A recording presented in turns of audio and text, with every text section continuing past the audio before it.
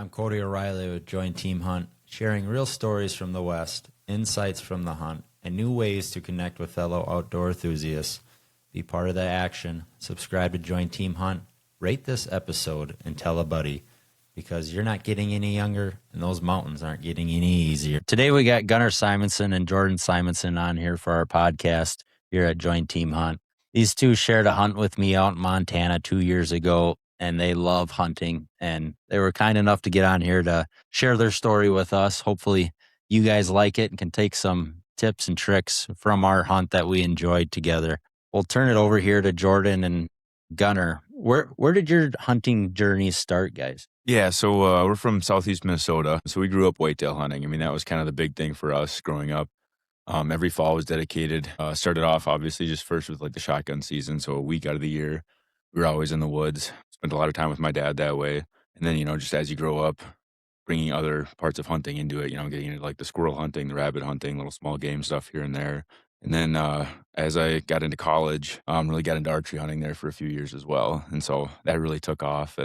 And then it's just kind of was always like a whitetail thing. And that's just where the passion, I guess, for me began. Right. But you two are brothers. Gunnar's older, Jordan's younger. How old are you, Jordan? I'm 24. 24, and then Gunnar, you're 28. 28. You were kind of the younger brother looking up to Gunnar. Yeah. How did your hunting days kind of start out, or what did you remember from when you first started out? It was kind of like the same thing. Just kind of started whitetail hunting and small game.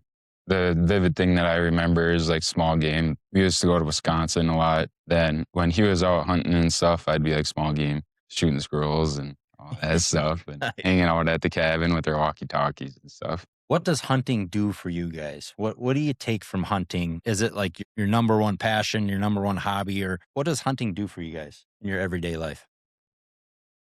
I think for me, hunting kind of dictates my everyday life. I think in a way, it's like, because at first, like with the whitetail hunting and everything, you get into that, and it was a big passion for me, but it was a passion that you could only really focus on it 3-4 months out of the year. It was one small portion of the year. And then, as I met you, Cody, at work, and we started talking about some elk hunting and stuff, got out there for my first time a few years back. I mean, then it kind of just took over my entire life, because there's other aspects to Western hunting that you don't have here in Minnesota as well, like as far as fitness goes, every day, like got to get that workout in. Yeah, at least an hour every day, getting a workout in, making sure that, if I have free time, it's, putzing around on Onyx, trying to find that next spot or.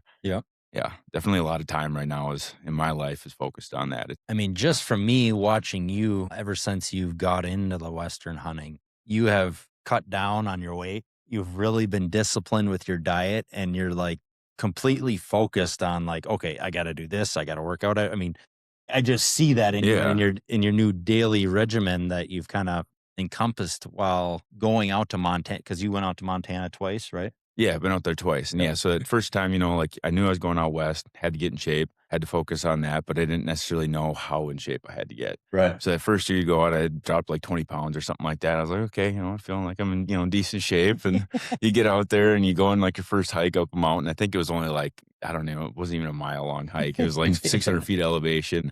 I was dying. And so we were out there that year, got through that year, and then when I got back and realized, okay, I got to hit it with a vengeance and get back into better shape. So then dropped like another 20, 30 pounds. And yeah, just been continuing ever since then. Every year you go out there and you realize that the better shape you're in, the harder you push yourself out west, and you just keep raising that bar for yourself. So, what about you, Jordan? What does hunting do for you? What are your takeaways for hunting? Like, does it make life easier? Like, when you go out Western hunting, it sucks. It's brutal, right? Mm-hmm. It's very hard at times, and you got to basically push through. And then like what I find is like after I've been out west for like a week or two, I get back here and everything's easy.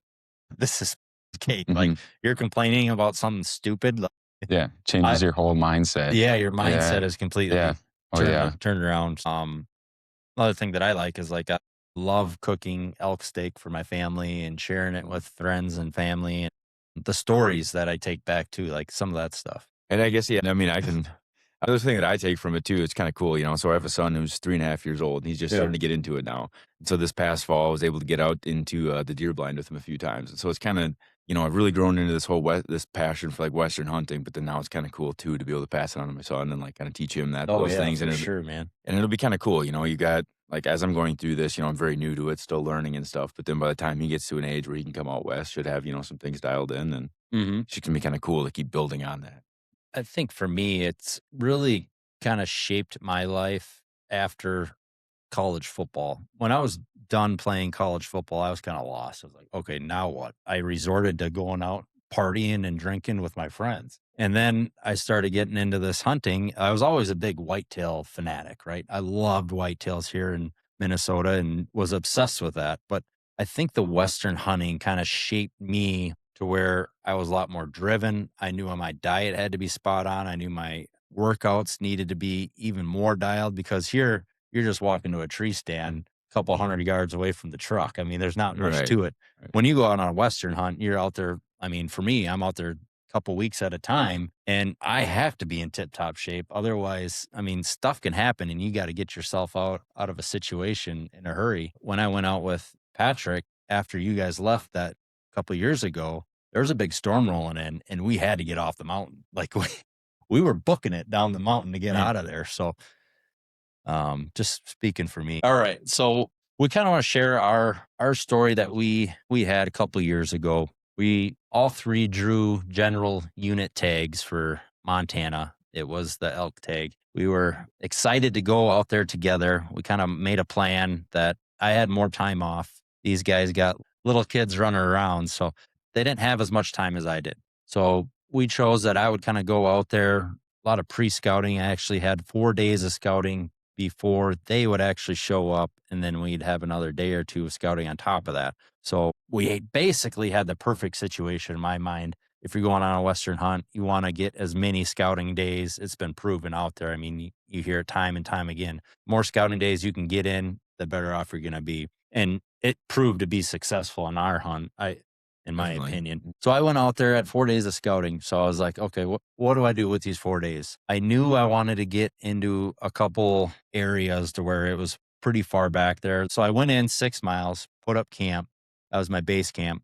And then I was actually scouting 2 miles further back. And it proved out that there wasn't a whole lot of elk in there. We ran into grizzlies. There was some grizzly tracks, some wolf tracks, and my llamas actually woke me up that the first evening I was there. They set their alarm call, and I was like, okay, there must be a wolf or grizzly in the area. And sure enough, that morning when I went out to go scouting, there was grizzly tracks and wolf tracks everywhere. I was like, just on this like one pocket on just above my camp. So they were definitely in the area, but it turned out that I'm glad I checked that spot off, because just think if we went in there and spent 2 or 3 days and there wasn't a whole lot of elk in there. Well, we checked that off, went on to the next. And then, so 2 days were taken up by getting way back in there. I kind of e-scouted and found a really good spot that looked like it would hold a bunch of elk, but there just wasn't the elk sign in there that I'd like. The next 2 days, I did quite a bit of road scouting, and that's where we found a ton of elk, or I did when I was scouting, and I found pockets. There was probably 3 or 4 small herds of pockets kind of on the edge of public and private. And when Gunnar and Jordan showed up, we kind of put together a plan. Hey, we're going to go in here and we're going to hike in 3 miles, I believe it was, and then set up camp. And it was basically in the middle of these 2 or 3 small little herds of elk that I spotted from the road. So that turned out to be very successful for us when we went in. So 4 days of pre-scouting from me, and then Thursday you guys showed up. What did you guys think when you showed up to Montana? I had a couple llamas and we were ready. Yeah, I think the anticipation was pretty high. Yeah, I was pretty pumped up. That was my first time going out west, and I was pretty psyched up. Yeah, saw the llamas and everything, and yeah, it reminded me of a lot of those hunting films you see, guys that got llamas or guys that got horses. And it's always kind of been my dream for the last 10 years is just to get out and get on some elk and go out west and get into Montana or Wyoming and get as far back as possible and just have a Western hunt. Yeah, it was really sweet. Cause like so my first trip out there was the year before that. And we just did the thing where it was, we stayed in like an Airbnb and then you'd hike in the morning and do all that. And so it was like I felt like that was like a taste of the experience, but not the full experience. So getting out there, seeing the llamas and like, yeah, I was pretty pumped to get back in there, pack everything in. And yeah, it was really sweet. For sure. I think we went in 3 miles and it was 2,300 feet of elevation gain just to get into our base camp. Do you remember that? How did that go? So we're in Minnesota, Midwest guys. So that I'd been out there 4 days. Like, I think the second day I was starting to get acclimated. But when you guys got there with me, you could tell I was on another level and you guys were sucking wind. Yeah, definitely. Yeah. We got out there Wednesday. It was like half hour before dark. We got everything set up. Originally, we were just going to sleep in the truck. Ended up grabbing a hotel for that night. But so it was nice to get that first night sleeping in, somewhat of the elevation. Obviously, still weren't up at like the elevation we got to, but yeah, it was definitely noticeable. I mean, it's crazy how you go out there and, the first day you're sucking wind and then you get to the second day, it's a little better. And, 4 or 5 days in, you're better. But yeah, it was definitely pretty obvious. Me and Jordan definitely had to take quite a few more breaks. Yeah. It's weird because it's like it's not a pain or anything. It's just you're short of breath. Oh, yeah, for sure. Yeah. And then we had to kind of figure out our llamas too. Timbers being a little bit stubborn. Yeah, that was pretty cool learning the llamas and seeing how they operated. Our camp spot, when we went in, we came across, there were some grizzly tracks. You guys remember those? Right at that fence gate. Yeah. So there's definitely some grizzlies in the area. We did bring an electric fence and we set that up. What'd you guys think of that? Made me feel a lot safer. Sure. Yeah, for sure. It made me feel safer. Pretty cool. It's kind of a pain. Yeah, it was a pain to kick everything out of the way and do all that, but I think it was worth it. I think just for me, and I was all about using the electric fence the first couple of years that I west. And now that I've had the llamas, I feel a lot more safe with the llamas around. They're definitely going to wake me up. And what I've seen is when they sound their alarm, those grizzlies or wolves, they go the other way. They want nothing to do with it. So for me, I don't even really use the electric fence unless I'm with a big group and I know we're probably going to be bringing some meat close back to camp. That's when I'll kind of make sure that, we'll probably have to put that electric fence up just for a peace of mind because there's probably going to be some bears coming through there. So that Thursday, if I remember right, we did do a little scouting that evening, right? Yeah, I think because we got everything set up and I think we had about an hour. So we kind of hiked up to one little spot, made a little dinner and I got behind the glass for a bit. That spot was pretty close, but it was steep. I remember going up that mountain like, gosh, dang it. Friday, we basically went to the highest peak in that area. We got up as early as we possibly could, and we got there just before, we were a little after sunrise. I remember it was probably, 20, 30 minutes maybe after sunrise. Maybe not even. I don't think not even, because it wasn't 15, like 10, fully light up. Yeah. So, we were there pretty early, so we timed it out right. It was the highest peak in our area, so we had good view of everything basically around us, and you two kind of sat on one side to where you guys could overlook pretty much, and I want to say it was like all the eastern part of that mountain range and northeast. And then I kind of moved up the mountain to try to see back down on the other side. So it was a perfect scouting location and we saw quite a bit of elk. Yeah, we saw a ton of elk, throughout the day. I mean, it was pretty good movement up there. It was nice. It was really exciting because, like I said, that went out there the year before and never really got to like glass up any elk, and so it was pretty sweet though. Right. Yeah, definitely got me excited. You're in there, you're back, and you're seeing elk. It's pretty cool. How did that help you guys for the opening day? Got me a lot more excited. Yeah, it was pretty cool putting eyes on elk and everything. Yeah, I was getting pretty amped up. Yeah, you could see where everything, kind of how they like moved and stuff, and just see like what their actions were. They're a lot different than whitetail. Oh yeah, for sure. And it makes it so much more real too. Like you watch like elk, at least for me, I know like the closer it gets to season, I'm watching any elk hunting video on YouTube I can find. Like that's my spare time is like watching those videos. Or like anytime you're like on the treadmill or whatever watching those, and so it makes it so much more real. Like you're out there, you're seeing them like they're right there, and it was pretty exciting for sure. Because we seen, I want to say it was two little herds of elk that evening or day when we were scouting, and you guys kind of put a game plan in for opening morning, right? Yeah, we went different, I believe, than you, right? Yeah. So you guys went after, so you guys scouted up a herd, and you went over there that morning, and then I went basically on the back side of the mountain where there's a nice bench that I've hunted the area, and I know the elk basically they're up there all the time. So I was like, okay, you guys go after that herd that you glassed up and kind of scouted the day before, and I'm going to go after some other elk and see if I can get on something else. So I think it was a great decision, in all honesty. What did you guys see that morning, or walk us through opening morning, Montana, elk, rifle? You guys just scouted up a herd of elk, and you're going to go put yourself in that position. How'd that opening morning go? I would say we were pretty ambitious. We had Yeah. we had this whole big plan, you know, with how we were going to get over there. You know, I think one thing that really set in for me that morning is like how much bigger everything is out there. Oh my Yeah, gosh. because we had this plan. We're like, oh yeah, we're just gonna kind of skirt around here and get into this place, so you know we can kind of intercept where the elk were coming in the previous morning. And honestly, I don't even think by the time the sun came up, we hadn't even made it like halfway there. Like we left super early, and like Mhm. we didn't even make it halfway there, Yeah. and it was just.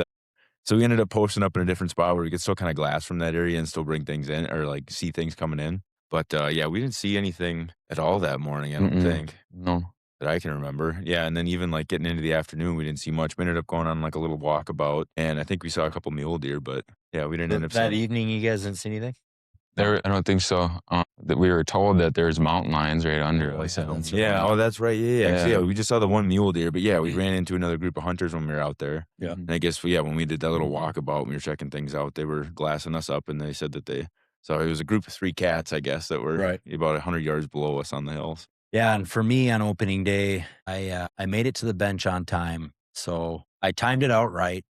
I ran into one guy that was up pretty far up on top of the mountain, right just before the bench, and then there was another 2 or 3 guys on the western or southern side of the bench, and I kind of sat on the northern side of that bench for the morning. So there was definitely hunters in there. They knew there was elk holding up in there. Opening morning, there's a couple cows that came through, and then that evening was pretty awesome. So I kind of stayed low in the morning, because typically what I've seen in that area is you traveling from the bottom up in the morning and then coming down at night. So I basically hung out as low as I could. I didn't see a whole lot of movement. And then I moved when the evening came. I kind of moved up towards the top of the mountain so I could catch them when they were coming down. And I caught them. I caught a 5-point bull. He was a smaller bull. I wasn't going to shoot him. I was looking for something I've shot 3 or 4 bulls by this time. So I was like, I'm holding out for a 320 plus or a nice general tag bull. So I passed him. And then after I seen him, I heard another bull just lay out a bugle. And I was like, oh my goodness, this is on. And right after he laid that bugle out, a couple of cows kind of filtered out in front of him. And then here he comes. And it was a small 6. I sat there. He was at like 250, 300 yards with my binos. I'm on my knees. I'm like, oh, do I shoot him? Do I not shoot him? Do I shoot him? Do I not shoot him? And then there's this group of other hunters, probably 500 to 600 yards behind him. And I don't think they could see him at first just because of the lay of the land and whatnot. I was like, oh God, I better, if I want to shoot this guy, I better shoot him, because otherwise these other guys are going to get a crack at him. I was like, and I finally came to the conclusion. I was like, I'm going to hold out. I want a nice, decent bull. This was probably a 290 class bull. And I just wanted something a little bit bigger.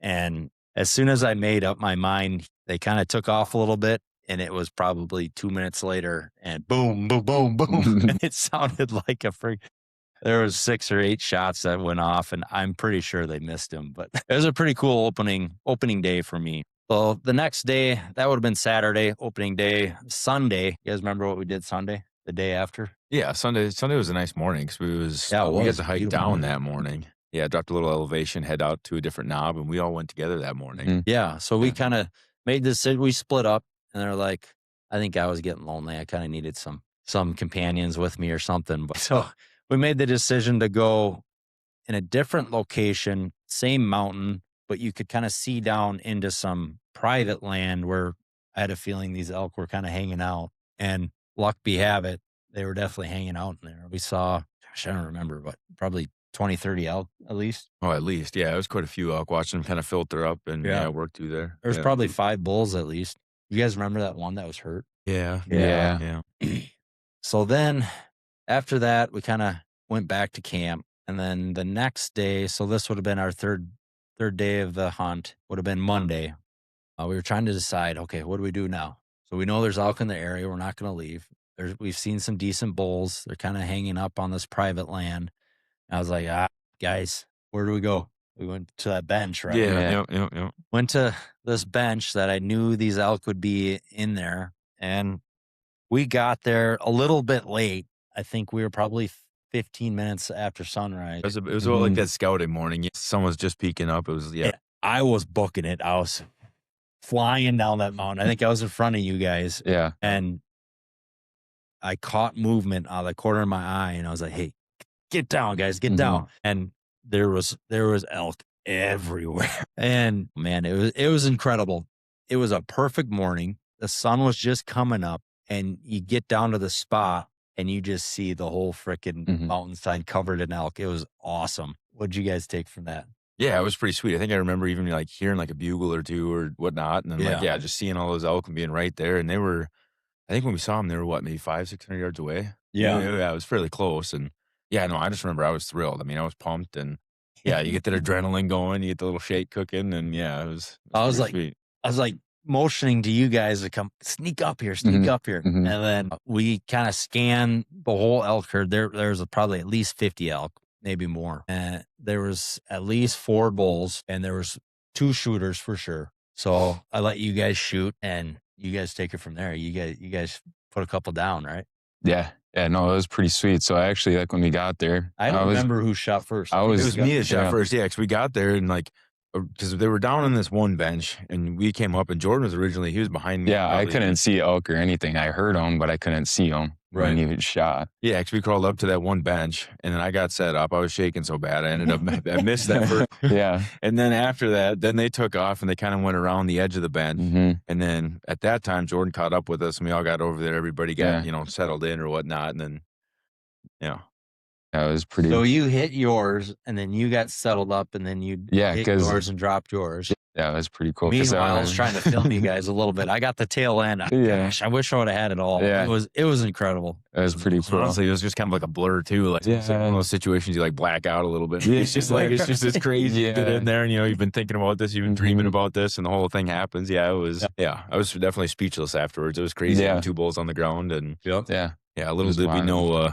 the amount of work that we were in for. That was a surprise. Yeah, it was definitely a surprise. And what we didn't know is if we could. So we were basically on the back side of this. We camped on one side of the mountain, and then on the other side of the mountain is basically where we shot these 2 bulls. And it was fairly steep to get down there, no trail. So we were basically bushwhacking down to the bench.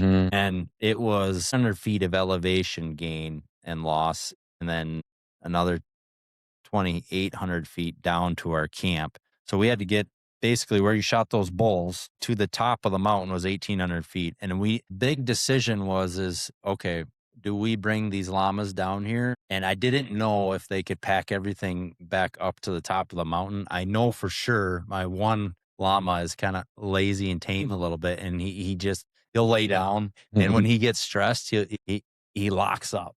So I knew he wasn't going to be worth a crap. But Wade and Sport, I kind of figured, okay, yeah, they could probably do this, but I was too new to having the llamas, and I didn't know for sure if they could make it or not. So we made the decision to basically take all of that elk meat up on our 3 backs, and that was about 400, 6, 8 trips later. Yeah, I think at least, because from where we shot them, it was like there was the one bench, and you had to go up like the hill, and then you got to like the tree line, and that was a mile. And then we had like, it felt like you were almost on like a rock climbing wall for that like last jolt up to the top. But I mean, it was. Then halfway through, it started snowing pretty hard too. So I mapped all this out on Onyx. We made 5 trips, which equaled out to 15.5 miles to get our meat back to camp.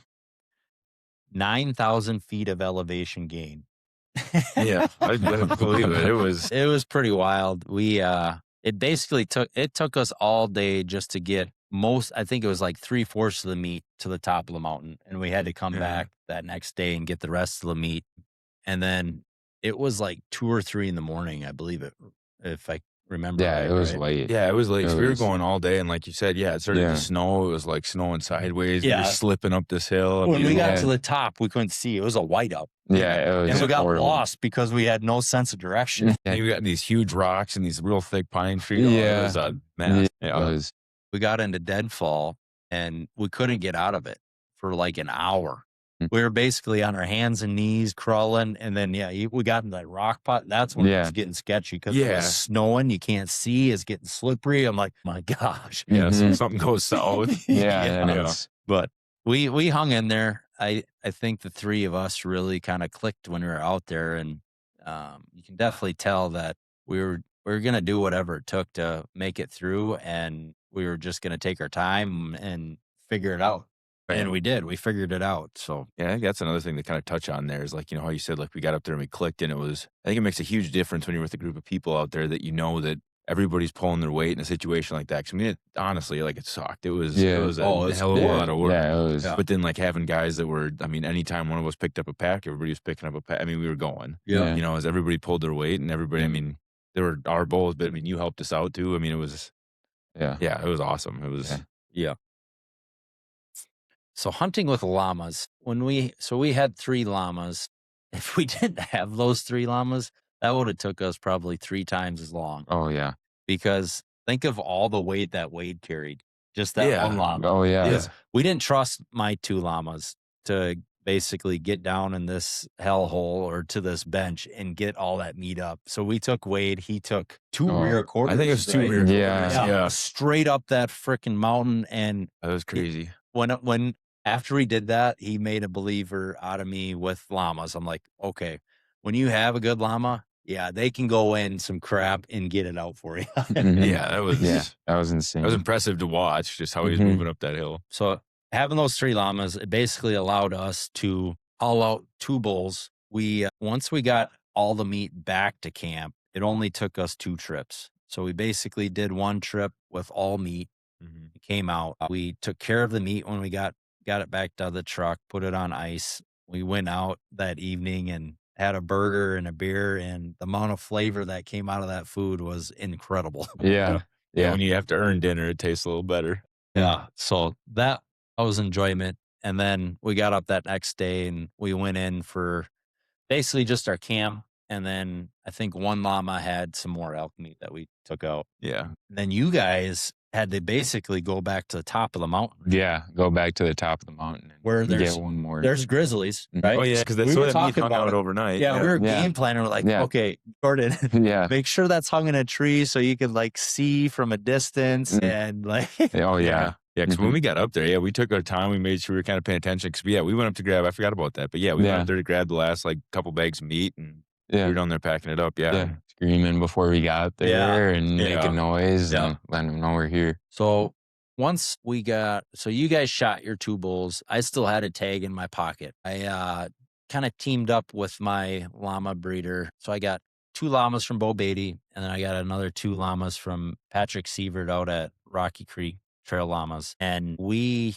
went out on another trip pretty close to I'm not going to say it on here, but in southwest Montana, a little bit southern, more south of where we were at hunting. And we went in, I think it was 6-7 miles, and we actually had 7 llamas in total. So it was quite the spectacle. It was pretty cool to see all 7 llamas packed up. We actually carried then all our water, so we didn't have to bring any water, do any filtering, which was awesome. Yeah, that's nice. Sweet. I did quite a bit of timber hunting, which I haven't done for elk. So that was kind of an experience for me, kind of learning how to do that. Basically, we had fresh snow, so I could kind of hunt the trails and tracks and figure out, okay, where this bedding area was. And I kind of hung out in this bedding area and just slow played it a lot. And I probably turned up 20, 30 elk, 3 spikes. There was a nice bull in there, but I never could see him. I just found his tracks and went and followed them, but never turned anything up. The weather did turn south on us. When we were there, we probably had 8 inches of snow. So we had 8 inches of snow, and then it was going to snow another 8 or 12 inches. So Patrick and I made the decision, like, okay, that's a little bit too much snow. We got to get off the mountain. So we made that decision. And then I got back, or he took off. He had to go to work and do some other things. And then I basically went back into that area where you guys killed your 2 bulls, and I did some more hunting. First day, I seen a herd of elk, nothing worth shooting. And then the next day, I got up and got into a whole bunch of cows again. There was probably 30, 40 cows and some small raghorn bulls. And then I seen another herd of elk probably 2 miles away. They were on public. I had a decision to make. Like, I could drive around and it would have probably taken me an hour to get to where they were at. I would have to drive around and then walk in about 3/4 of a mile to a mile to get to where they're at. But I was like, these elk are on flat land. They're going to probably come up to this mountainside and bed down before I get down there. So I stood my ground and kind of just waited them out. And sure enough, that whole herd of elk came right towards me. And the rest is basically history. I actually was on the east side of this public chunk, and I booked it all the way over to the west side of the public chunk to be in position for these elk to come to me. And they did. And it was pretty incredible. It was a smaller 6-point. It had one side broken off. He was probably a 290, 280 class 6-point, but it was getting towards the tail end of my hunting time. And I was like, I better pull the trigger. And I pulled it. It was rewarding, to say the least. Yeah, pretty crazy trip. 3 bulls and about a week, little Yeah. over a week. Oh yeah. And those llamas did a lot of they packed out most of the meat.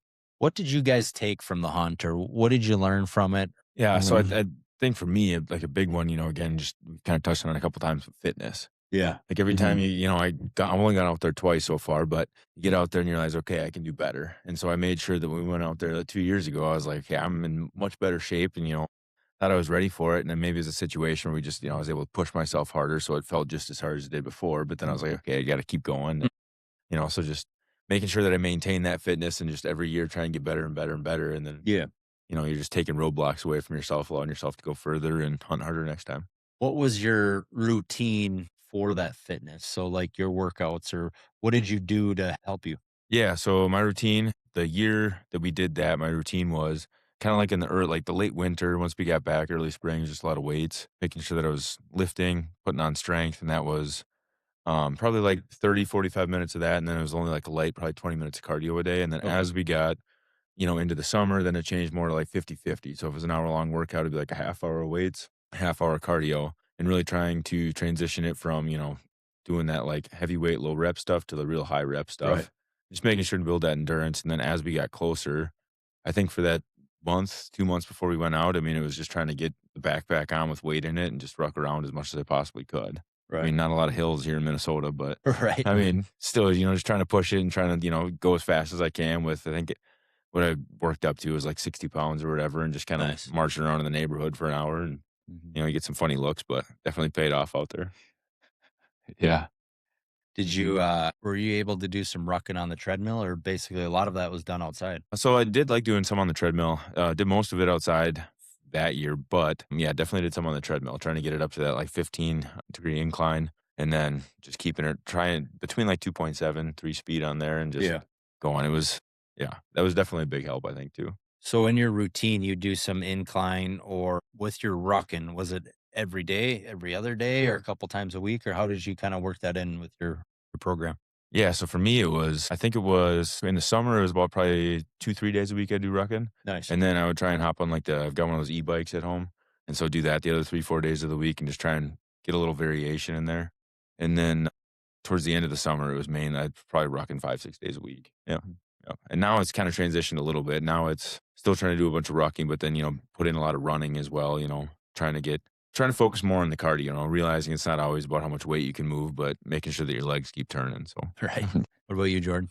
Yeah. It was, I was before elk hunting and stuff, I was very big into like the strength training and all that stuff. But then I kind of switched over more to the cardio stuff, and I was doing cardio. I'd always just sit on the treadmill for like an hour and put on an incline and walk on that for like an hour. We'd go out to a state park kind of by us, and we'd go hiking around over there. Just anything I could put my pack on that we could wear around, just looking for sheds, I'd wear it. Big thing I'd like to do, like before I would go on the treadmill, I'd go on the treadmill, but then I'd have my pack on, and I'd have it at an incline, but then I'd do like side shuffling for like 10 minutes each side, and then I'd go backwards for Nice. 10 minutes. Oh, that's It helped out a lot. That's a good point. Something too I've been bringing in after we did our hunt out there too is like getting into like the split squats and stuff, trying to focus more on like single leg kind of things, in the gym, like the Bulgarian split squats, doing like the step ups or like lunges, side lunges, just different things. So because realistically, like an application of like a back squat, it doesn't Right. really translate well to out west, but then like, every time you're taking a step, it's just one leg at a time. Yeah. And so going out there, really trying to focus on the one leg activities at a time in the gym, making sure that you're isolating everything. Yeah. Seemed to help out. Right on. What are your thoughts on Western hunts now and then before you went on one? Did your mindset kind of change a little bit? Or when you think of a Western hunt, what do you think of now? It's a lot faster paced than whitetail for sure. I mean, it's Did you think it would be like that before you went out there? no. I mean, the videos don't do it justice, really. I mean, it's pretty cool. It's a lot of mental, but it's also a lot of physical. And Oh, yeah. it's pretty cool. Yeah. It's hard to describe, but Yeah, I always thought, for me, you see the Western hunts and they're going to be physical, but like before I went out there, I always thought like a hunt was a hunt, Right. Like you put like some planning into it, you figure out where you thought the animals were going to be. And then like, with whitetail hunting, you put yourself in that spot, a lot of physicality to it. But then like when you get out there to the Western hunt, ton of physicality. Like it's more of like a full, I don't want to say like full body because obviously you're moving around, but it's like, it's not just a plan. You also have to execute that plan out there. So like Right. it adds another level of difficulty, another level of commitment, another level of discipline that you have to have as opposed to here.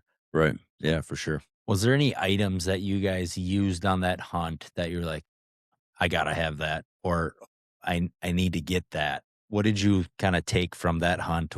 We kind of touched on it with the bear fence a little bit, and then one thing I didn't touch on was like the waterproof leather gloves. Those were nice when you're trying to filter water, making sure that you have something that because the water's freezing most of the time. yeah. 'Cause Right. Oh, yeah. It's 20, 30 degrees temperature. So your hands are freezing. You're trying to filter water, and it's typically freezing outsides. That was just kind of a nice perk that I learned from that trip. How about you guys?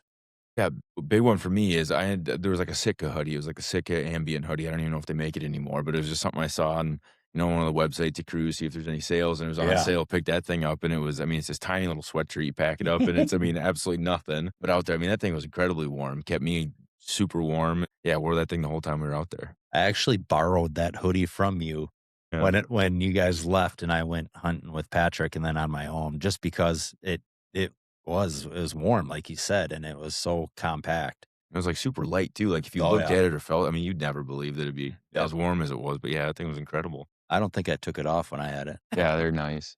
Hey, Jordan, My big thing was like a neck gator. neck The gator. neck gators are super Oh, nice. yeah, It Western was- hunt, you gotta have a neck Yeah, gator. it was so nice. Yeah. Just a nice Sitka one. But we just saw something we're gonna try this year. Maybe is like they have these like rope lights. Like I saw like someone like you plug them into your power bank kind of, I have and they have one, like, yeah. oh, you do? Yeah. Yeah, and we thought they'd be sweet. Put it up in the tent or when you're quartering out elk or. Yeah, they do help quite a bit. it's- Electric chainsaw that I had. Oh yeah, Those are nice. That Yeah. was nice. You want to get the Yeah. llamas, you can pack in a couple little luxuries like Yeah. that. That was really nice. Saved a lot of Mhm. time cutting up wood for the stove. What states are you guys applying to this year? Are you applying this year? Yeah, so already applied in Idaho. Unfortunately, we were unsuccessful this year. And then our plan right now is we've got a preference point right now in Montana. So I'd buy another one at the application time to go in there with 2 preference points, hoping for just another general tag this year. I think we're going to give it a shot. So, Nice. What is your dream hunt at this point? What do you want to hunt? I just thought like one of those like a moose hunt in Alaska would be cool. Alaska moose hunt? Yeah, Heck yeah, that'd be cool. I think for me, like a flying caribou hunt, like one of the like migration hunts, I think one of those things would be absolutely sweet. Get set Yeah. up near a river, do a little fishing while you're out there and chasing caribou on the tundra. I think that'd be a pretty sweet trip. I think for me, it's a toss up. It's either a caribou hunt in Alaska or a red stag hunt out east. It stays pretty cool. Yeah. Pretty sweet. Yeah, for sure. Let's talk a little bit of the food situation when we're back there on a backcountry hunt. Dehydrated meals can get extremely old and they taste like crap after probably 3 or 4 days. Maybe not even to some degree with different people. But for me, it's like day 4, it's like, okay, this tastes like crap. What are your kind of go-tos for food?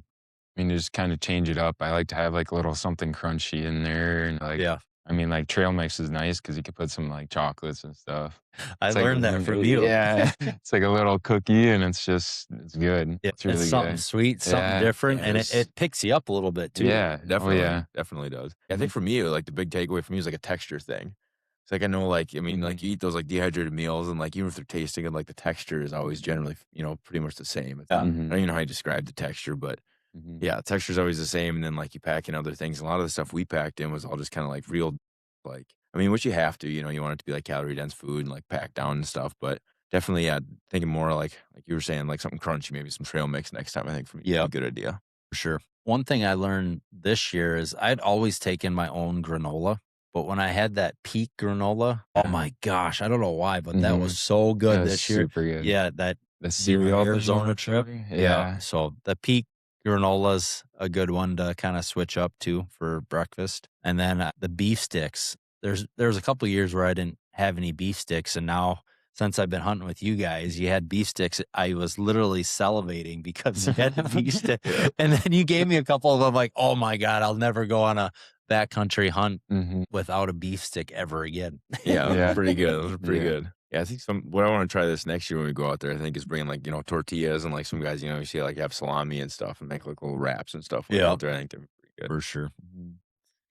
A couple other items that we kind of learned, or I did for sure, was elk typically are in the same area year after year. They're not as isolated as mule deer.